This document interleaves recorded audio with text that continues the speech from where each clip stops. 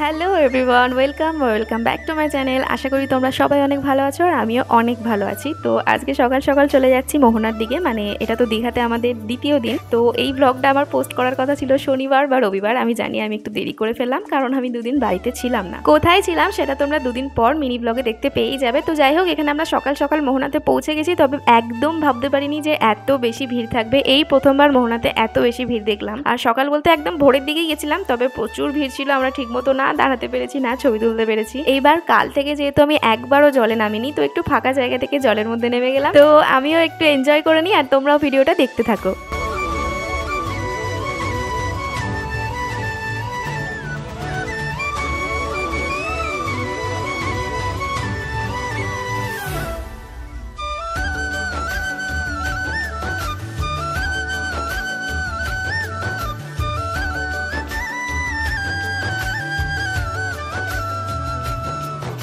জলে বেশ কিছুক্ষণ দাঁড়ালাম। আর সকাল সকাল যদি এরকম সমুদ্রের ধারে আসা হয়, মন তো এমনি ভালো হয়ে যায়, বিশেষ করে আমার। কারণ তোমরা যদি এর আগের ব্লগগুলো দেখে থাকো তাহলে জানবে যে সমুদ্র আমার কত পছন্দের। তো জল থেকে উঠে এসে আমরা একটু চা খেয়ে নিয়েছিলাম, তারপর মা মায়ের জন্য একটা শাখা কিনলো, দেন আমরা চলে গেলাম মাছ কিনতে। তবে আজকের মাছের বাজার থেকে সেরকম বিশেষ কিছু মাছ পছন্দ হয়নি, তো একরকমই মাছ নিয়ে চলে এসেছিলাম। আর এই যে তোমরা দেখতে পাচ্ছ মন্দিরের সামনে থেকেই যাচ্ছিলাম। আজকেই আমরা মন্দিরে ঘুরতে আসবো, তোমরা সবাই দেখতে পাবে। তো এখন বাজে সকাল 7টা। সকাল সকাল আমরা চলে এসেছি ব্রেকফাস্ট করতে, তবে আমি কিছুই খাইনি। এখানে বাবা মা আর ভাই দুটো বাটার টোস্ট নিয়েছিল, তো ওরাই খাচ্ছিল, কারণ সকাল সকাল আমি একদমই কিছু খেতে পারি না। তারপর আমরা চলে যাচ্ছিলাম বিচ সাইডে, আর যে রাস্তা দিয়ে যাচ্ছিলাম ওই রাস্তায় এত সুন্দর সুন্দর ফুল ছিল যে আমি কয়েকটা ফুল তুলে নিয়েছিলাম, তারপর তোমাদেরকেই দিচ্ছিলাম। আর তার মধ্যে থেকেই দুটো নিয়ে আমি আমার কানেও গুঁজে নিয়েছিলাম, কারণ তোমরা জানো ফুল আমার অনেক পছন্দের, ফুল দেখলেই আমার মন ভালো হয়ে যায়। তো তারপর বিচ সাইডে এসে না আমি কয়েকটা ছবি তোলার জন্য পাথরের দিকে গেছিলাম, আর কানে ফুলটা গোজাই ছিল, তো ওরকম ভাবেই ফটোগুলো ক্লিক করেছি। বাট একদম বুঝতে পারিনি যে ফটোগুলো এত সুন্দর আসবে শুধুমাত্র এই ফুলটার জন্য। তো সকাল সকাল সমুদ্রের হাওয়া অনেক তো খেলাম, তারপরে ছবি টবিও তুললাম। তারপরে আমরা চলে গেছিলাম নিউ দীঘার বাজারে, মানে আমরা যতবার আসি নিউ দীঘাতেই তো স্টে করি, তো বাজার দোকান এখান থেকেই করি। যেহেতু মোহনা থেকে একরকমই মাছ নেওয়া হয়েছিল, মেবি চিংড়ি মাছ নিয়েছিলাম, তো এখানে এসে আবার পমফ্রেট মাছ আর কাঁকড়া নেওয়া হয়। তারপরে এখানে আমরা দুজনের হাইট নিয়ে একটু ঝামেলা করছিলাম, কারণ তোমরা তো জানো আমার হাইট তো অনেক বেশি, সেই আর কি। আর এদিকে মা বাবা আমাদের জন্য খাবার নিচ্ছিল। সব ছবিতে না আমার এই দাগগুলো খুব বাজে হবে। আসলে আমি এটা মাছ ভাজতে গিয়ে আমার এখানে ফোসকা, মানে তেল ছিটকেছে, ফোসকা হয়ে গেছে। বাজার দোকান হয়ে গেছে, আমাদের রান্না করতে দেওয়া হয়ে গেছে। এবার আমরা চপমুড়ি কিনে এনেছি, এসে জাস্ট রুমে যাবো, একটু খাওয়া দাওয়া করবো। চপমুড়ি তো কিনলাম।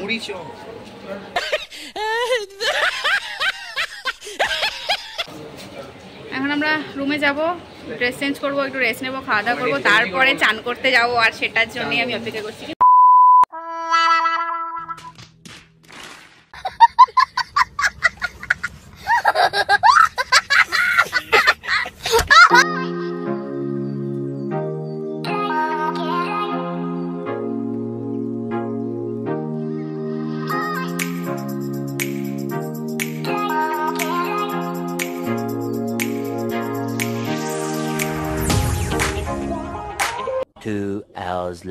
একটু রোদ লাগছে আসলে, সেই যে ঘুমাচ্ছিলাম সবাই মিলে, তারপরে চান করতে চলে গেছিলাম। আমাকে দেখা যাচ্ছে তবে রোদে কিছু দেখতে পাচ্ছি না। চান করতে চলে গেছিলাম, এখন খাবার দাবার মানে অর্ডার দেওয়া ছিল আর কি রান্না করতে, তো খাবারগুলো নিয়ে আসলাম। আর একটা ঠান্ডা নেব, আর তরকারিতে একটু নুন কম আছে, একটু নুন নিতে এলাম।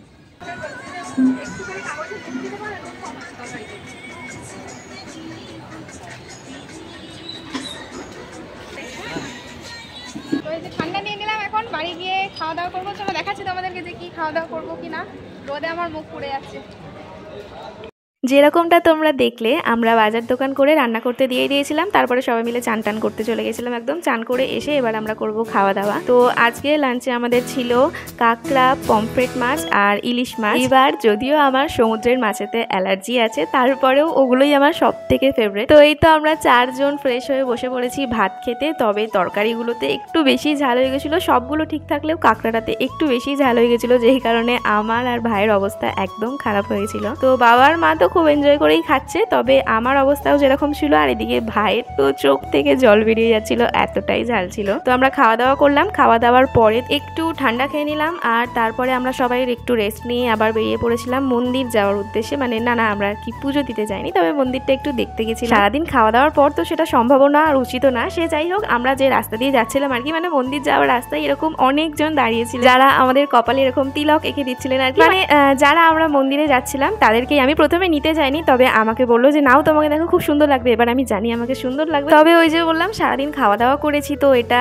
নেওয়া উচিত হবে কি হবে না, বাট আমি এই জিনিসটা প্রচন্ড ভালোবাসি। আমার এত ভালো লাগে এটা আঁকতে, মনে হয় যেন আমার লুকটাকে 10 গুণ বেশি সুন্দর করে দিই। তবে আমি আমার সামনে যখনই কাউকে দেখি না যে সে এরকম তিলক আঁকে বা কিছু, তো সঙ্গে সঙ্গে আমি জাস্ট রিকোয়েস্টে নেমে যাই যে আমাকেও একবার এঁকে দাও প্লিজ। মানে এতটাই বেশি ভালোবাসি আমি এই জিনিসটা। আচ্ছা একটু বেশি বকে ফেলছি মনে হয় না, তো আমি আর বেশি কথা বলবো না, তোমরা জাস্ট মন্দিরটা দেখো। আমি পুরোপুরি না পারলেও যতটা পেরেছি ক্যাপচার করারই চেষ্টা করেছি।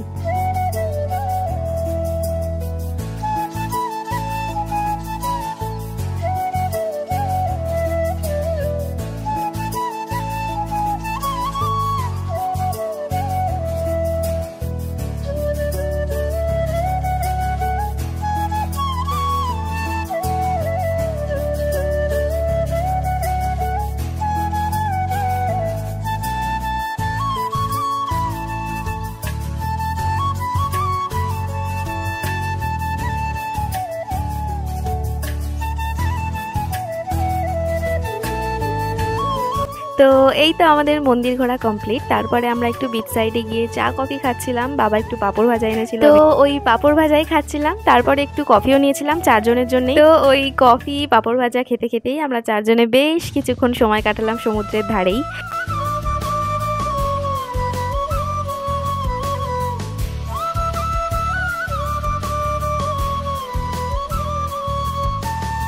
সমুদ্রের ধারে বেশ কিছুক্ষণ টাইম কাটানোর পরে আমরা আবার চলে আসি আমাদের রুমের দিকে। আর রুমে যাওয়ার আগে আমরা 4 জনে একটু আইসক্রিম নিয়ে নিয়েছিলাম। আমি আর ভাই এখানে একই ফ্লেভার আইসক্রিম নিয়েছিলাম, আর ওইদিকে বাবা আর মা একই ফ্লেভার আইসক্রিম নিয়েছিল। যদিও বাবা মা যে আইসক্রিমটা খাচ্ছিল ওটাই আমার সব থেকে বেশি ফেভারিট, তাও আমি লিপস্টিকের জন্য জাস্ট ওই আইসক্রিমটা নিই। তো এই তো আমরা রুমে চলেই এসেছি আর ফ্রেশও হয়ে গেছি আমি। তো আজকের মতন ব্লগটা এতটাই, আশা করছি তোমাদের ভালো লাগবে। ব্লগিং এর অভ্যাসটা যেহেতু একেবারেই চলে গেছে তাই একটু অসুবিধা হচ্ছে, তবে আমি কথা দিচ্ছি এর পরের ব্লগগুলো আমি ঠিকভাবে দেওয়ার চেষ্টা করব। তো দেখা হবে আবার নেক্সট ভিডিওতে।